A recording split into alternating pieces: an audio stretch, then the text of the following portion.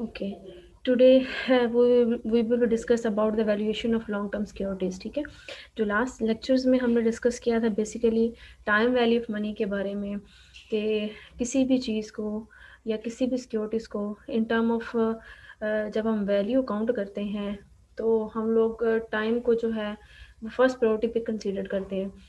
तो किसी भी सिक्योरिटीज़ की या किसी भी बॉन्ड की या किसी भी डिबेंचर्स की जब भी आप उसकी वैल्यूएशन की बात करेंगे तो टाइम वैल्यू ऑफ मनी का जो कंसेप्ट है वो हमेशा साथ रहेगा।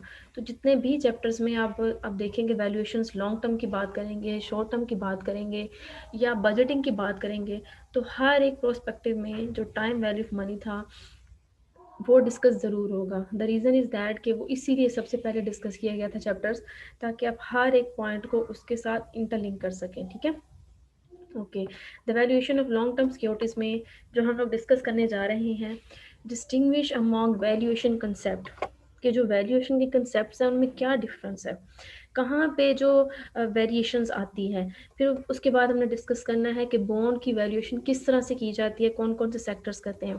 देन हम लोग डिस्कस करते हैं प्रेफर्ड स्टॉक वैल्यूएशंस के बारे में, कि किस स्टॉक्स को प्रेफर्डली वैल्यूएट किया जाता है।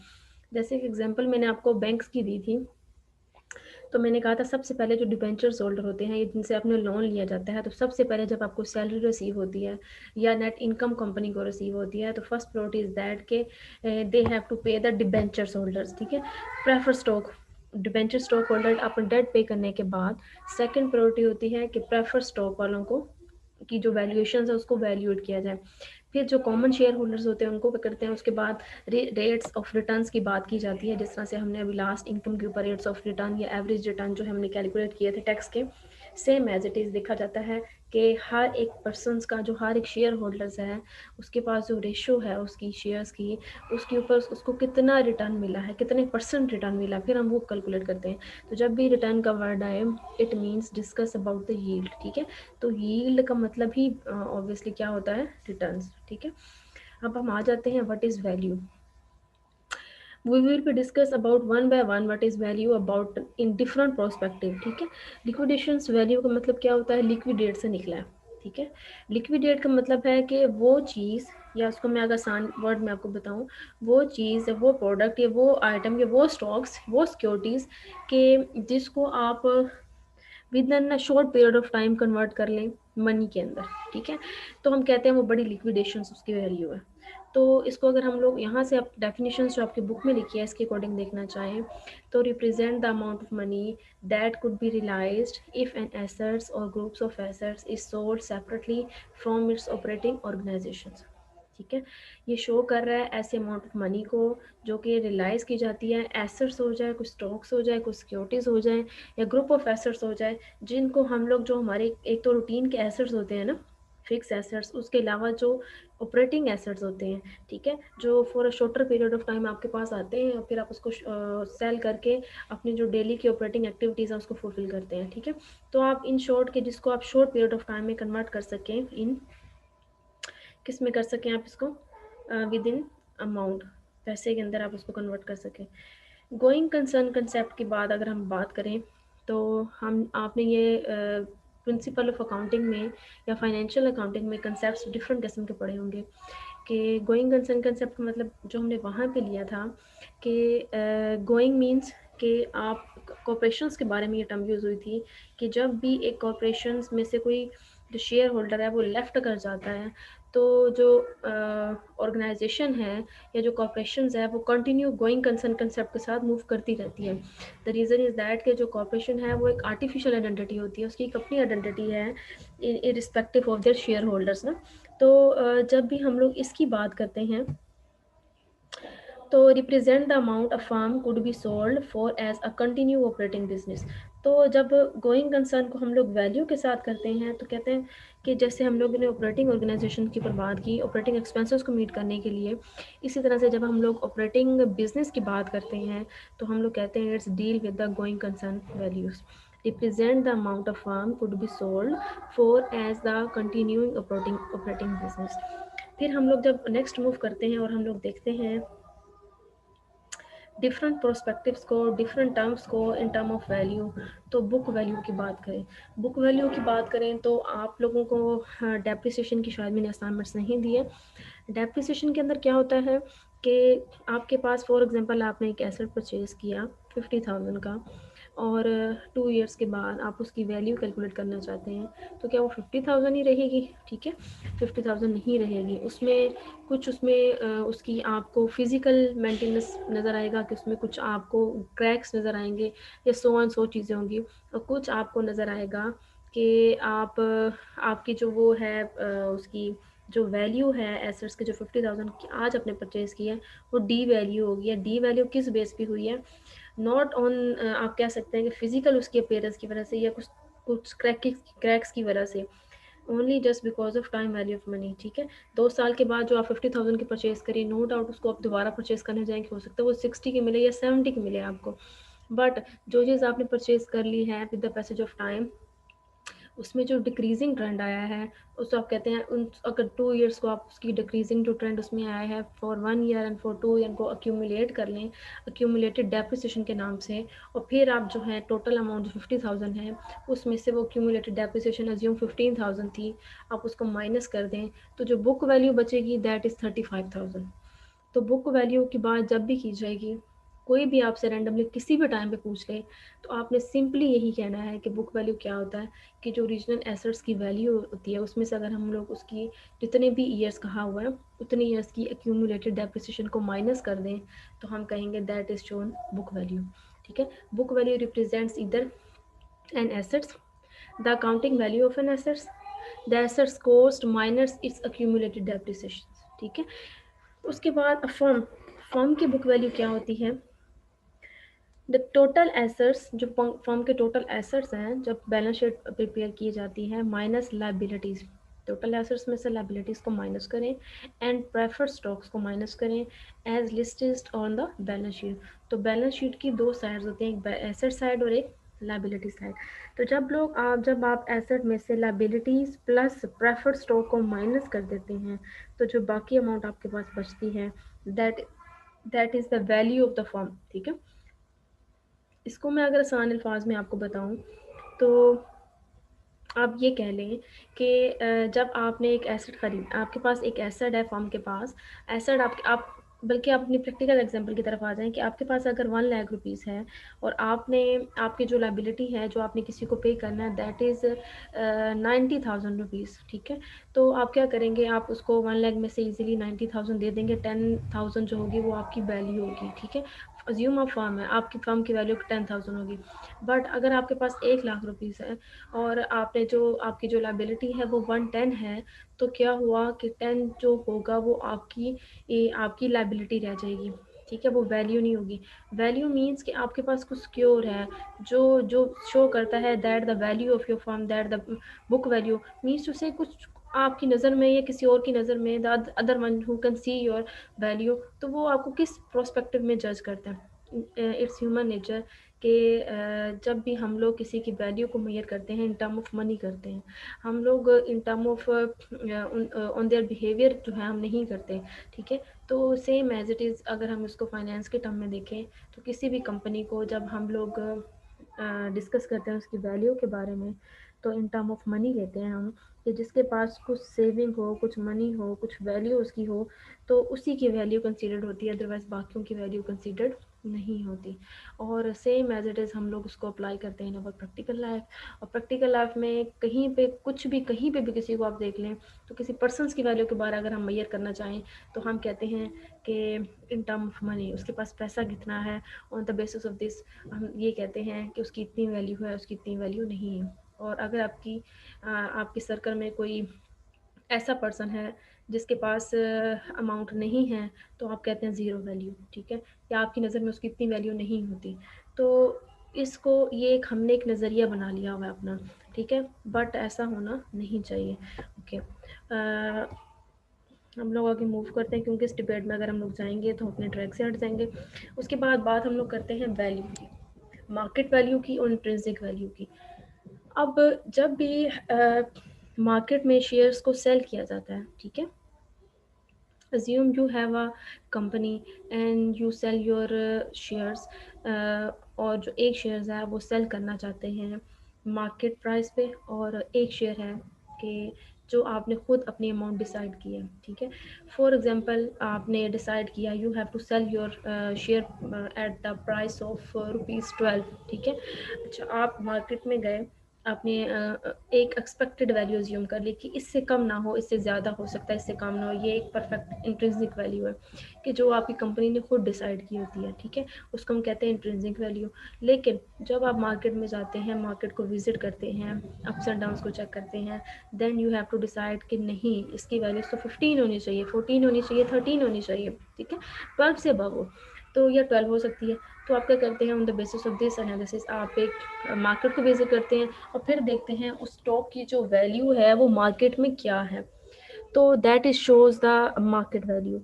तो अगर हम इसको इन टर्म ऑफ डेफिनेशंस देखें, market value represents the market price at which an asset trade, ठीक है। तो आपने 12 डिसाइड किया, तो जो 12 आपने डिसाइड की that is intrinsic value that you have to decided on the basis of your company information, ठीक है, on the basis of your company requirement, company cost. लेकिन जब आप उसको कंपेयर करते हैं मार्केट के साथ और फ्लक्चुएशन प्राइस में आती है 13, 14, 15, that is the market value, जिस वैल्यू पे वो मार्केट में ट्रेड होता है, ठीक है। Intrinsic value represent the price a security out to have based on all factors bearing on the valuations. तो same as it is जब आप उसको बेस फैक्टर्स हो या जो आपकी कंपनी की कॉस्ट है उस बेस पे अगर आप प्राइस उसकी सिक्योरिटी की देखें तो that you have to decide it's ₹12। उसके बाद हम लोग बात करते हैं बॉन्ड वैल्यूएशंस की, ठीक है। बॉन्ड वैल्यूएशंस की जो है इसकी इंपॉर्टेंस क्या है, इसकी टाइप्स क्या होती है, इसको वैल्यूएट किस तरह से किया जाता है, और सेमी एनुअल कंपाउंडिंग किस तरह से की जाती है बॉन्ड की। तो ये बेसिक टॉपिक है जो आज हम लोग डिस्कस करने जा रहे हैं। ओके, सबसे पहले हम लोग बात करते हैं इम्पोर्टेंस ऑफ बॉन्ड की। Bond is a long term debt, ठीक है। एक ऐसा लोन है, एक ऐसा डेट इंस्ट्रूमेंट है इशूड बाय द कॉर्पोरेशन और गवर्नमेंट, ठीक है, जो तो कॉर्पोरेशन इशू करती है या गवर्नमेंट इशू करती है, ठीक है। अगर किसी पर्सन को लोन चाहिए for a long period of time, then they purchase, ठीक है, then they take a bond of from by the corporation and the government. तो जब भी किसी को लॉन्ग टर्म डेट चाहिए होता है तो वो बॉन्ड को परचेज करते हैं। उसके बाद आ जाता है मेच्योरिटी वैल्यूज़। मेच्योरिटी वैल्यूज़ अक्सर देखा होगा बॉन्ड के ऊपर लिखी होती है। मेच्योरिटी वैल्यूज़ का मतलब है you have to pay that debt at that specific time period. तो जिस टाइम पीरियड पे वो लिखा होता है उस टाइम पीरियड पे उसने मेच्योर होना ही होना होता है, ठीक है। मेच्योर का मतलब है you have to pay the amount of debt at that specific time that the corporation and government have decided when you have take the debt, ठीक है। तो द मेच्योरिटी वैल्यू और a face value of a bond is the stated value जो उस पर लिखी होती है, मेंशन होती है। In case of a US bond the face value is usually 1000।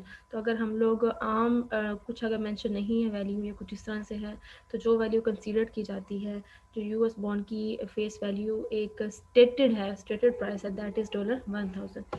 Okay, फिर हम लोग जगह अगर हम बात करें मजीद कूपन रेट की, importance of bond term in term of coupon rate bonds की। एक सिंपल बॉन्ड होते हैं, एक कूपन रेट बॉन्ड होते हैं। The bonds coupon rate is stated rate of interest, ठीक है, जिसपे इंटरेस्ट भी साथ मेंशन होता है, ठीक है। वहाँ पे आप देखें, वहाँ पे only just the word is use stated on the bond. Okay, the annual interest payment divided by the bond face value.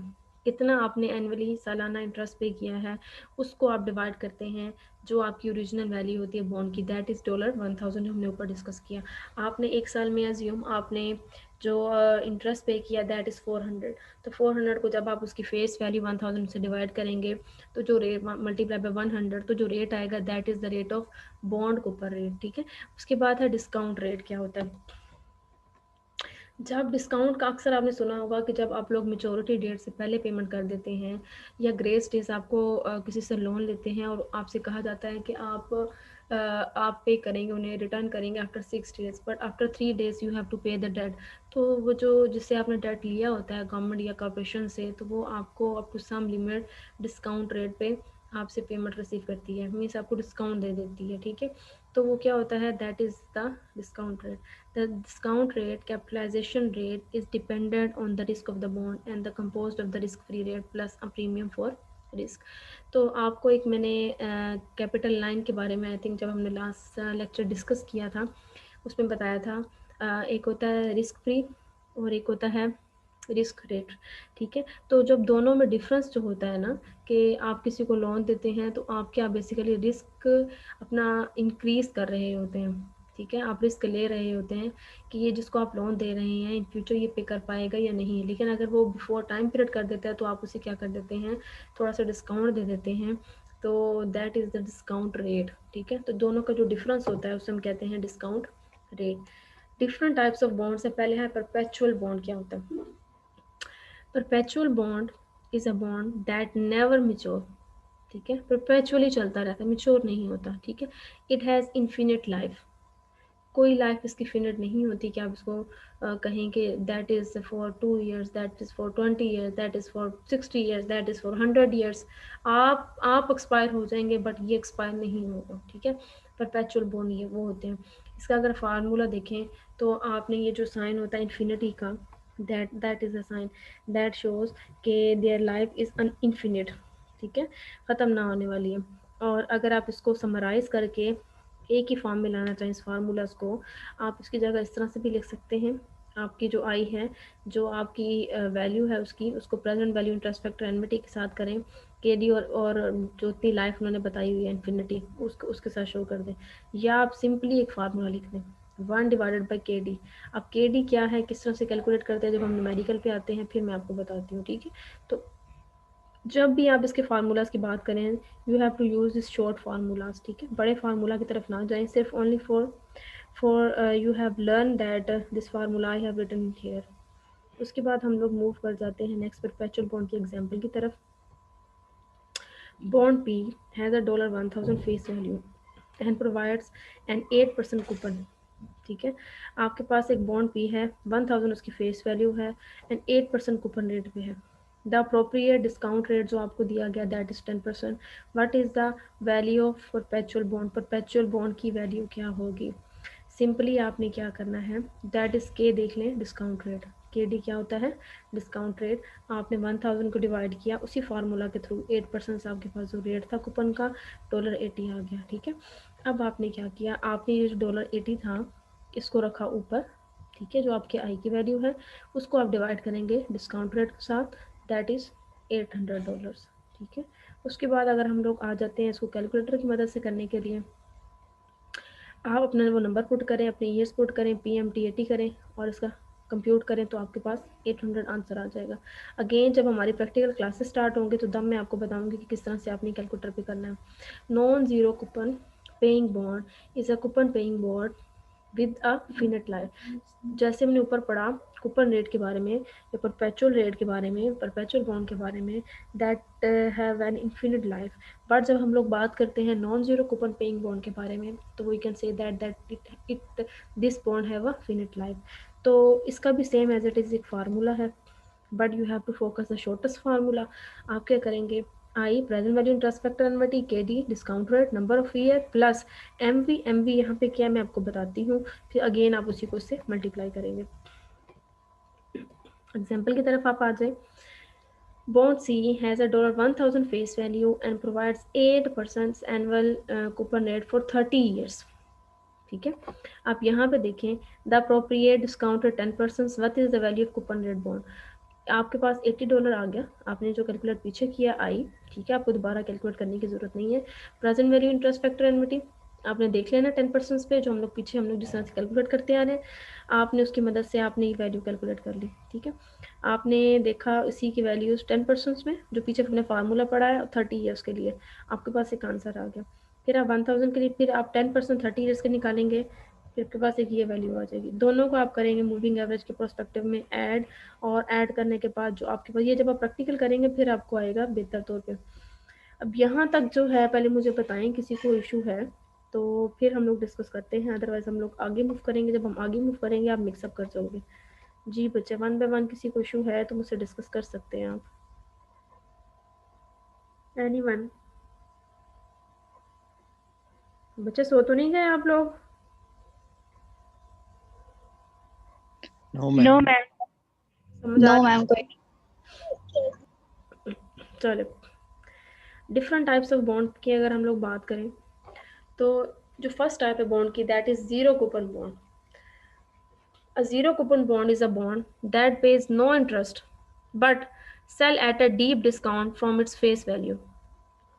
इस पे कोई इंटरेस्ट पे नहीं किया जाता, लेकिन जब इसको आप बेचते हैं, ठीक है, तो आप डिस्काउंट पे इसको सेल करते हैं, ना कि जो फेस वैल्यू है. क्या मतलब है इसका? इसका मतलब ये है कि अगर उसकी जो फेस वैल्यू है that is return $1000, but you have to sell it 990, ठीक है, 900, तो आप डिस्काउंट रेट पे उसको सेल करते हैं. It provides compensations to investors in the form of price एप्रिसिएशंस.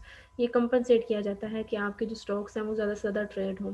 जब आपके स्टॉक ज़्यादा से ज़्यादा ट्रेड होते हैं, जैसे आप किसी भी प्रोडक्ट को सेल करना चाहते हैं, तो as compare to your competitor you have to reduce your cost price. उससे क्या होता है? Reduce your selling price, not a cost price. Cost तो आपकी जो लगनी है वो लग गई है, बट आप क्या करते हैं? अपने प्रॉफिट मार्जिन को मिनिमाइज़ कर देते हैं अपनी सेल को बढ़ाने के लिए. तो ज़ीरो कूपन बॉन्ड भी इसी प्रोस्पेक्टिव में आता है. तो हम कह लें कि इसका फार्मूला क्या होगा? V इज इक्वल टू बराबर है एम वी वन प्लस के डी की पावर एन. ठीक है, एम वी किसके बराबर है?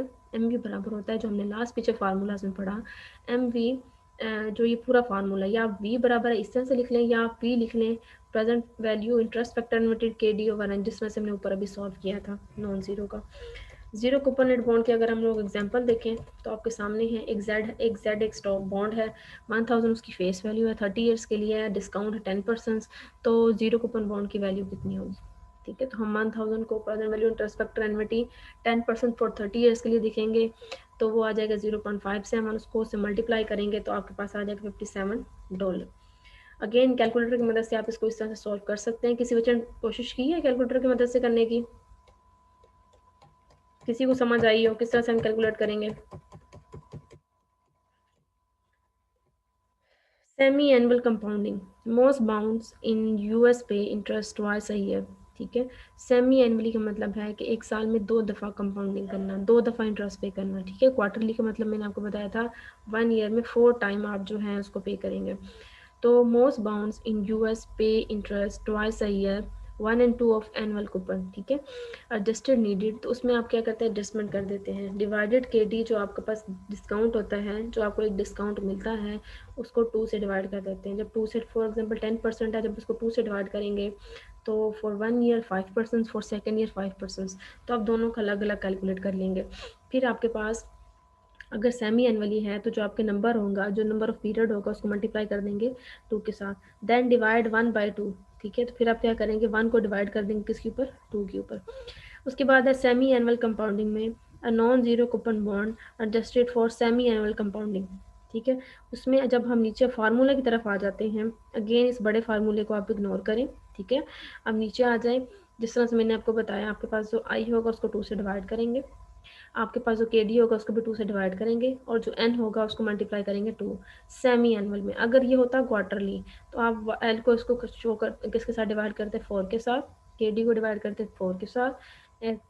Same as it is, N को डिवाइड करते 2 के साथ, 4 के साथ. ठीक है, इसी तरह से यहाँ पे भी 4 आ जाना था.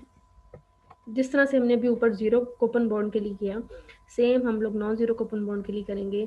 बट यहाँ पे आप लोग जो कंपाउंडिंग ईयर्स आपके पास होंगे उसको इग्नोर नहीं करेंगे.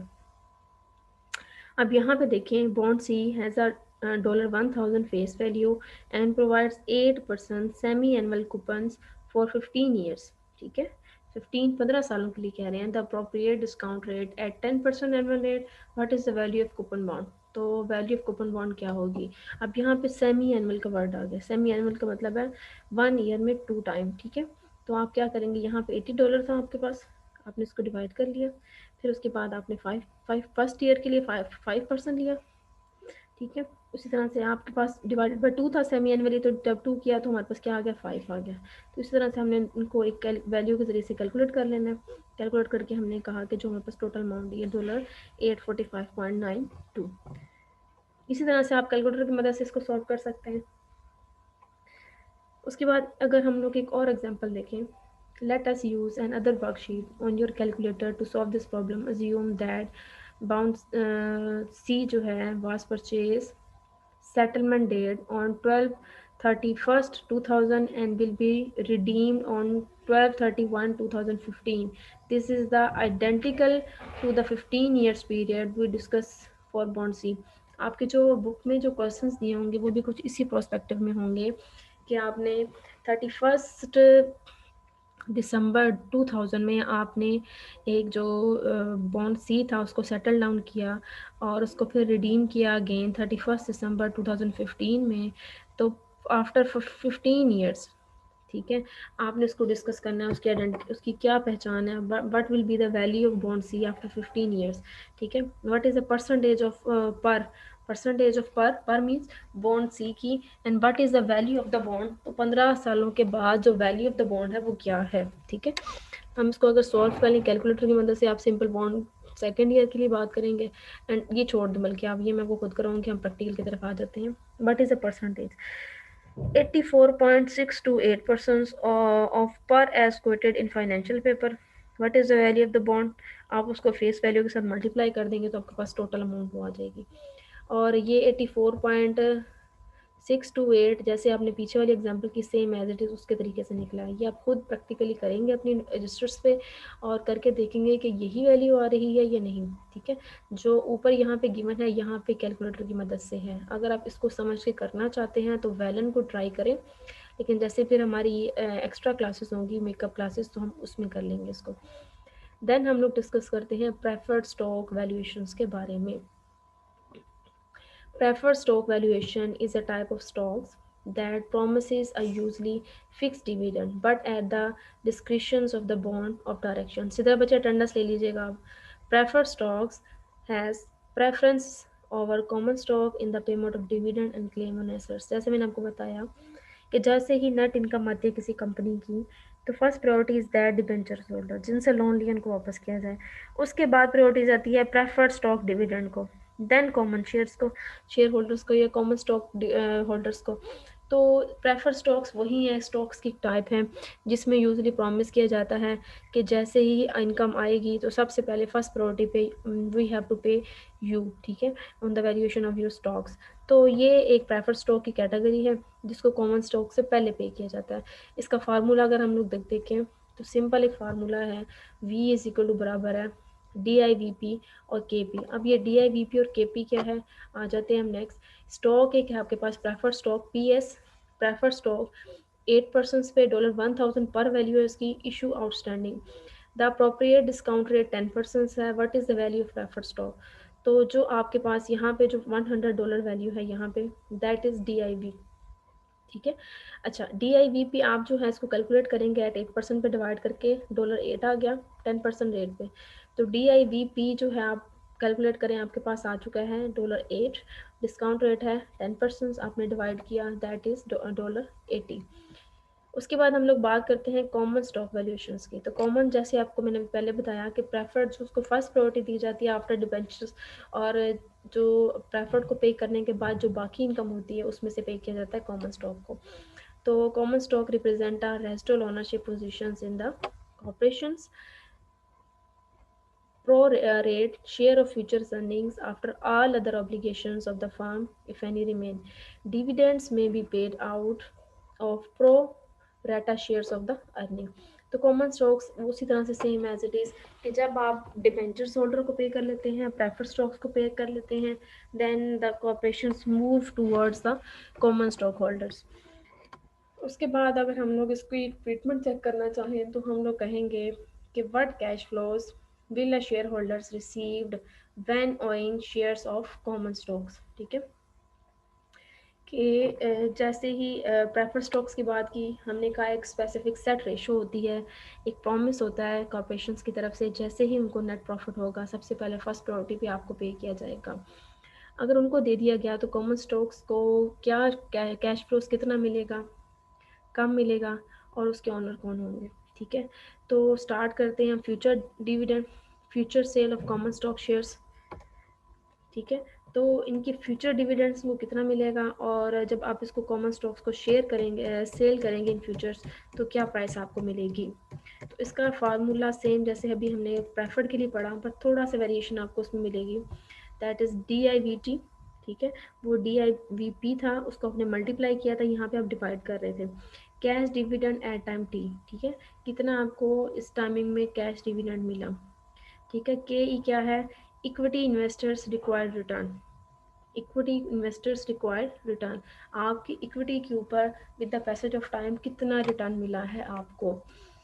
एडजस्टेड डिविडेंड वैल्यूएशंस मॉडल, इसको दोबारा लेक्चर्स को जब मैं रिकॉर्डिंग अपलोड करूँगी आप ध्यान से सुनिएगा, क्योंकि नहीं तो आपको ये मिक्सअप हो जाएगा। स्टेप बाय स्टेप अपने रजिस्टर्स पे नोट डाउन करिएगा, एक एक न्यूमेरिकल की प्रैक्टिस करिएगा, फिर आपको ये याद रहेगा, अदरवाइज मिक्सअप कर जाएंगे आप। और फिर जब आपके सामने एक न्यूमेरिकल स्टेटमेंट आएगी आपको यही अंडरस्टैंड नहीं हो पाएगा कि हमने इसमें कौन सा फार्मूला लगाना है। The basic dividend valuations model adjusted for the future stocks, आप उसको इस तरह से so with the passage of time, period of time 1 2 3 4 and so करेंगे। एन क्या है, the year in which the firm shares and expected to be sold. Price N क्या है, the expected share price in year N. उसके बाद आ जाती है constant growth, no growth, growth phase, ये हम लोग पढ़ेंगे नेक्स्ट में, ठीक है। यहाँ से पहले किसी को कोई इशू है तो मुझसे शेयर करें, किसी न्यूमेरिकल की समझ ना आई हो, किसी स्टेटमेंट को समझने में मसला हो रहा हो। जी जी बच्चों, कम बैक टू क्लास, उठ जाए सारे अब और मुझे बताएं कहीं पे इशू है किसी को। No ma'am. नहीं है। जी बच्चे, बाकी बाकी क्लास कहाँ है। No ma'am, okay. Alif Hussain, आपका कांटेक्ट नहीं हुआ क्लास में किसी बॉयज़ के साथ। मैम हुआ, जिनके साथ हुआ वो ऐड हो गए हैं, बाकी किसी का रिप्लाई नहीं आया अभी। चले, जब मार्क्स डिडक्ट होंगे आपकी क्लास की अटेंडेंस की बेस पे तो फिर पता चलेगा इन सबको। चलिए, अगर आप लोगों को कोई क्वेश्चंस नहीं है तो फिर हम क्लास को माइंड अप करते हैं, बजाय इसके हम लोग वेट करते रहें आप लोगों का, ठीक है। सिद्रा बच्चे, आप अटेंडेंस ले लो, अटेंडेंस आप काउंट कर ले। शोएब आई थिंक अभी एंटर हुए हैं, बट आप काउंट कर लें इसको भी, ठीक है। सिद्रा आप स्नैपशॉट ले लो, स्नैपशॉट लेके मुझे फॉरवर्ड कर दें आप। ओके बच्चों, अल्लाह हाफिज़।